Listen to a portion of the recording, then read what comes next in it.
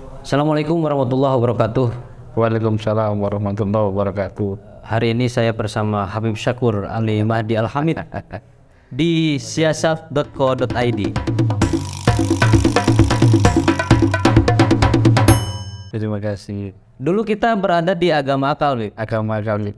Sekarang siasat.co.id.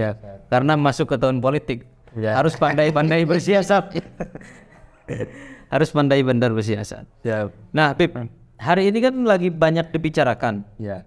soal pilpres lah, Ya. terus soal habaib lah, banyak lah tema-tema medsos ini yang kedepannya perlu kita bahas juga Ya. sama Habib Syakur ini. Ya. Ya.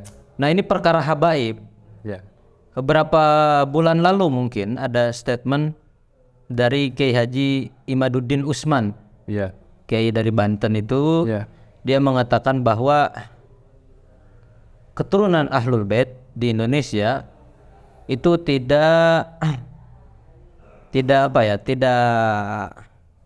tersambung sanadnya, tidak ilmiah lah. Artinya dia mengkritik bahwa dari Ubaidillah itu terputus. Ya. Itu dari semua kontroversi soal habaib itu, bagaimana pandangan Habib Syakur? Iya, kan begini, itu kan ada sebuah pandangan yang tidak tertulis. Tidak tertulis. Ya. Jadi ada naskah yang tidak tertulis atau Ada pandangan yang tidak tertulis, yang tidak tercatat. Oke. Ya. Ada pandangan narasi yang tercatat. Nah, di sini yang dipertanyakan adalah kenyataan Kenyataan? bahwa Ubaidillah itu apa benar anaknya Imam Ahmad Muhajir. Oke. Ya, sedangkan Ubaidillah itu tidak tercatat. Ya, tidak tercatat sebagai anak Anaknya Imam Ahmad bin Isa Al-Muhajir. bin Isa Al-Muhajir. Muhammad bin Isa Al-Muhajir. Lah ini kan sebuah propaganda,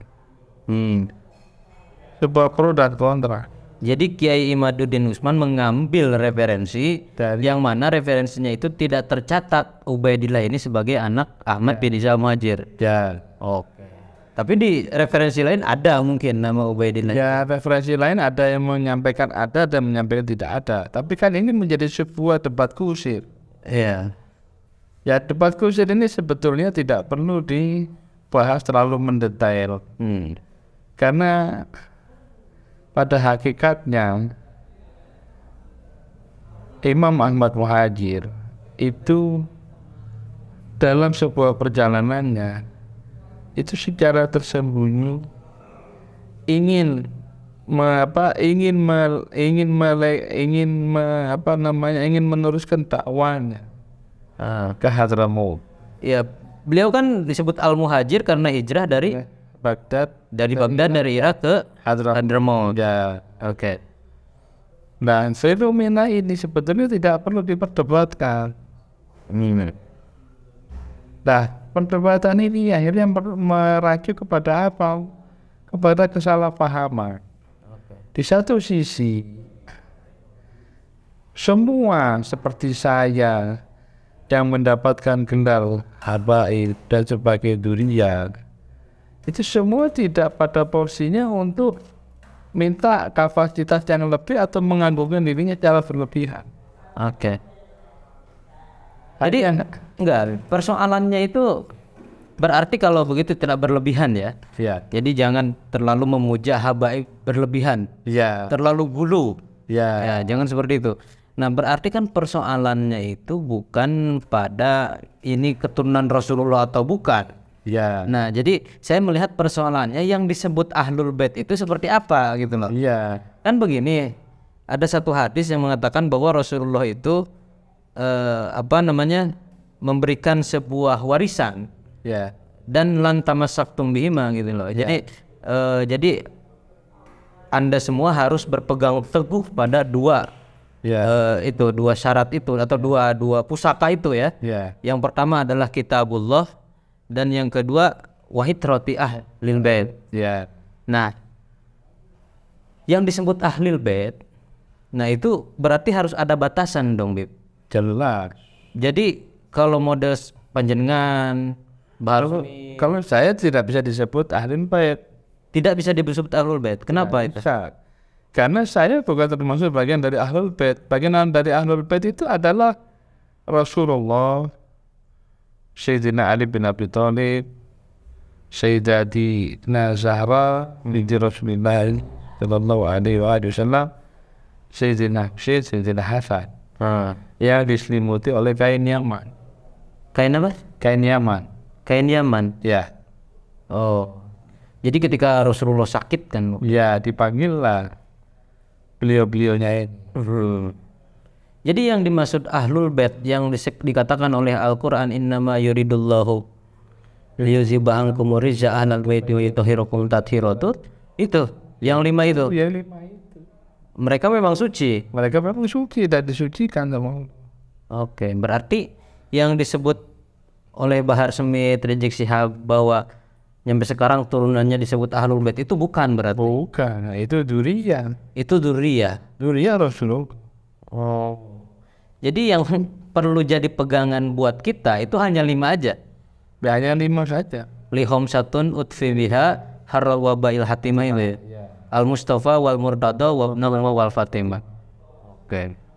Jadi terlepas dari kontroversi antum atau yang lainnya turunan Rasulullah atau bukan, justru yang lebih penting itu menghormati yang dan memuliakan Rasulullah yang 5 ini. Ternyata lebih simpel ya. Lebih simpel. Ya. Jadi gak usah panjang lebar kemana-mana gitu. Iya. Oke, itu soal habaib ya, atau ahlul bait. Jadi berbeda antara habaib dan ahlul bait. Beda. Habaib itu orang menyebut Habib karena menjadi orang yang kesayangan. Orang-orang alim dulu, duriyah yang alim, Habib dulu itu kenapa dipanggil Habib? Karena dari ta'dilnya, keilmuannya, jadi panutan, mendamaikan semua pihak, jadi rujukan dan bisa menyelesaikan masalah. Jadi dipanggil Habib kecintaan. Karena dekat sama Allah, ahli ibadah, amin. Jadi orang cinta. Kalau tukang ujaran kebencian itu? Ya bukan Habib. Oh, bukan Habib itu. Bukan. Nggak apa-apa dong kalau gak manggil Habib. Nggak apa-apa. Oh, nggak apa-apa. Nggak apa-apa. Oke. Ini Bib, pertama soal habaib sudah kita bahas. Iya. Kedua itu ada soal, jadi ada 2 propaganda besar hari ini di Indonesia. Iya. Yang saya dapatkan infonya dari berbagai informasi. Pertama soal mengkristalnya gerakan Islam kanan ya. Atau yang disebut sebagai populisme Islam, kata Basam Tibi, atau radikalisme dengan berbagai istilah lah yang seperti sering dikampanyekan istilah Bahrawi lah. Nah tapi yang lebih parah lagi, kedua itu ada soal LGBT, Bib. Ini tidak kalah penting, Bib, daripada Islam radikal gitu. Nah ini tidak kalah penting. Kenapa? Karena saya lihat hari ini kampanye LGBT makin liar. Jadi ada 2 alat untuk merusak moral bangsa Indonesia. Pertama, menjauhkan orang-orang Indonesia dari pesantren, terutama dengan gerakan-gerakan Islam kanan. Orang kan siapa sih yang nggak suka sama Islam kanan? Semuanya nggak suka, Bib. Yang suka ya siapa sih yang suka sama model Rizik Syihab, Bahar Smith gitu kan? Siapa sih? Kan banyak kan orang nggak suka gitu. Dia mencerminkan Islam yang begitu penuh amarah, begitu penuh emosi dan lain sebagainya, begitu bisa menghancurkan nama Islam gitu. Nah kedua itu soal LGBT. Hari ini LGBT lagi banyak dikampanyekan di mana-mana gitu. Bahkan menurut info ada beberapa pejabat tinggi kita yang juga LGBT, homoseksual, biseksual dan lain sebagainya. Saya tidak akan membuka fakta ini di depan video karena ada beberapa hal yang perlu kita konfirmasi gitu. Dan juga Indonesia katanya akan melaksanakan akan ada konser besar Coldplay apa-apa gitu kan. Nah itu salah satu kayak grup musik gitu juga yang santer juga mengkampanyekan LGBT. Banyak lah. Ini negara kita ini akan seperti Jepang dan Thailand. Jepang hari ini kan sudah krisis keturunan. Anak-anak sekolah satu kelas cuma 4 orang. Di Thailand sekarang orang sudah berubah ke transgender. Ada yang dari laki-laki ke perempuan, dari perempuan ke laki-laki.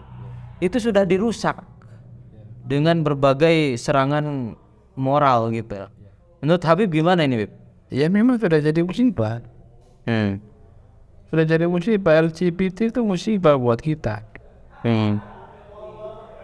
Dan Islam kanan itu musibah buat kita. Ya. Dan memang LGBT ini sebuah fenomena yang sangat menakutkan. Dan pemerintah tidak pernah sigap dalam hal ini. Ya. Pemerintah selalu mengkumandangkan bahwa LGBT itu sama dengan yang lain. Ya. Nah di sini terus terang saja saya jadi bingung dan ragu-ragu. Penyetaraan hak kelompok LGBT dengan masyarakat biasa itu sangat munafik gitu loh. Kenapa bisa begitu? Kok sangat munafik gitu kan? Sekarang gerakan-gerakan HAM, gerakan-gerakan liberalisme itu munafik karena mereka itu tidak bisa disamakan. Mereka harus dipinggirkan dulu. Sama seperti kelompok khilafah. Jadi sama juga berbahayanya. Sama juga berbahayanya. Dan di sini dituntut peran serta rakyat untuk mengkoreksi pemerintah dalam hal fenomena LGBT. Karena situasional yang sekarang ini merusak sendi-sendi dasar fundamental kebangsaan. Indonesia dihantam, negeri kita dihantam dari sisi hak, penyetaraan hak. Lah ini kan sebuah arogansi yang terstruktur, masif dan terencana. Terstruktur, masif dan terencana. Iya. Oke. Jadi kita tidak boleh mengampuni kelompok-kelompok LGBT. Nah, kita harus menginsafkan, kita harus menyadarkan bahwa ini adalah sebuah kegiatan yang terkutuk. Ya. Walaupun kita tidak boleh mengutuk, yang berat mengutuk itu Allah SWT. Oke. Jadi ini persoalan besar juga ya, Bib, ketika kita menghadapi momen politik, iya, di mana ada mungkin saya melihat beberapa simbol-simbol ya LGBT juga dikampanyekan oleh beberapa, ya saya tidak ingin mengatakan itu capres atau bukan ya, cuma ada instrumen tertentu yang mengkampanyekan LGBT. Ini sangat bahaya karena pertama bangsa kita, saya melihat hari ini bukan hanya krisis ekonomi gitu loh. Ekonomi sudah jelas kita dihajar terus-terusan sama pinjol, Bib. Ya. Ekonomi sudah jelas kita dihajar lebih dulu itu. Nah terus hari ini kita dihajar oleh LGBT. Selanjutnya kita dihajar oleh Islam garis kanan dan sebagainya. Nah ini gimana, Bib, melihat kontestasi politik 2024 ini, Habib? Ya sekarang kita tidak bisa berkomentar gimana menghadapi. Mereka itu dirangkul oleh semua elemen. Pelaku kontestasi politik. Pilek, pilpres. Ini 5 tahunan ini dirangkul untuk apa? Diraih suaranya. Nah ini kan juga lebih berbahaya dari penikmat politisasi identitas. LGBT ini lebih berbahaya, sama-sama berbahaya ya maaf, daripada penikmat politisasi identitas. Jadi pemerintah tidak punya aturan-aturan yang bagus terhadap penindakan LGBT. Jadi memang iya tidak ada aturan baku ya. Tidak ada aturan yang baku. Kemana peran fungsi Menko PMK? Mana peran fungsi Kementerian Agama? Mana peran fungsi Menteri Sosial? Kontraknya sama semua, tapi kan ini berbahaya.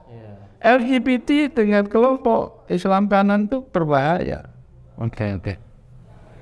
Oke, mungkin sama-sama bahayanya ya, Bib. Iya. Oke, mungkin itu saja ya, Bib. Jadi pembahasan selanjutnya akan kita bongkar. Ini siapa pejabat publik yang LGBT gitu kan? Ya. Itu ada loh, Bib. Saya dapat infonya. Nanti kita akan buka di sini bersama datanya. Ntar tapi nanti saya dikejar Intel nih. Enggak apa. saya juga berjuang. Oke, terima kasih. Saya tutup. Wassalamualaikum warahmatullahi wabarakatuh. Stop LGBT. Salam.